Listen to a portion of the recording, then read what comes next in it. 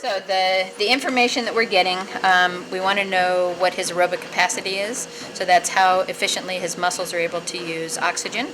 And the information that we get, the machine is actually measuring oxygen consumption and carbon dioxide production, because those two go in a combination together, and then how much total volume of air he's able to exchange. Okay, so the highest value that he had relative to his body weight was 67.3. So what that's telling us is, compared to the average population, which for males is probably down high 30s for a health range, he's basically double that. So he's obviously an athlete, and obviously a very good endurance athlete, and highly trained appropriately for the work that he's doing. So then we actually look at some other things. When a person is working below what's called the anaerobic threshold, they are not producing excess lactic acid that has to be removed from the system. So basically he's got enough oxygen supplied for the muscles to do aerobic work as much as it needs to. So what we look for is what the percentage is, and also the relationship to his heart rate. And an estimate of max heart rate is 220 minus your age, which puts him below 180. He actually ended up at 200 for his max heart rate. So he's very unusual for, we generally say plus or minus 10 beats. So 190 would be really unusual. 200, obviously much larger heart, much larger lung volume than would be estimated just from his body size. Exceptional. Exceptional, yes. So the information that we got for his anaerobic threshold, the heart rate was actually above what his estimated max was, somewhere around 185 probably. And then his maximum heart rate was actually 200.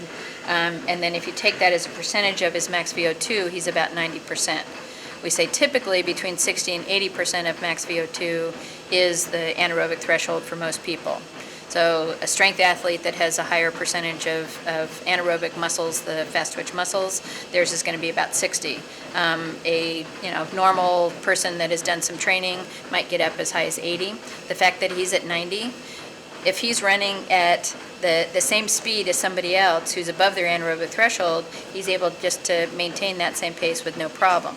That person is beginning to feel the lactic acid buildup and going, can't turn over as fast. So like on the hills, that's where he's going to pass somebody.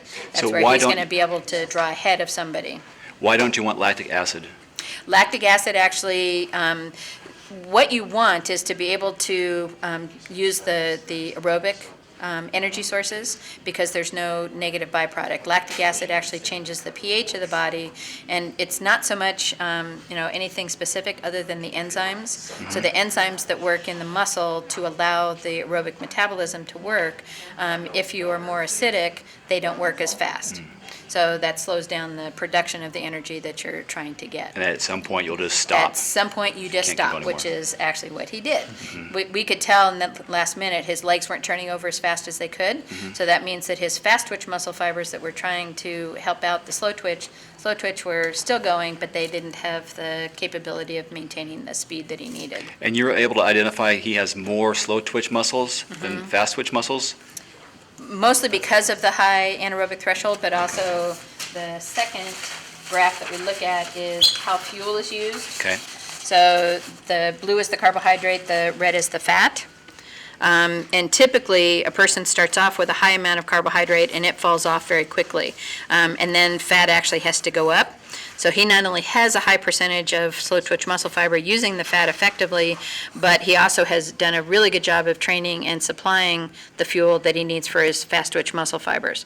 So that's the other reason why he could go well above what was actually his max VO2. He was able to continue for almost 2 minutes past that. So the fact that he could sustain that work anaerobically is really good. Okay. And in your experience, how does Greg rate compared to other athletes and his test results?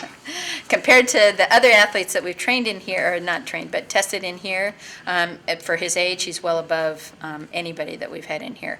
We've had some of the younger guys in their 20s that were a little bit higher, but most of them are still in the 60s, which is where he was.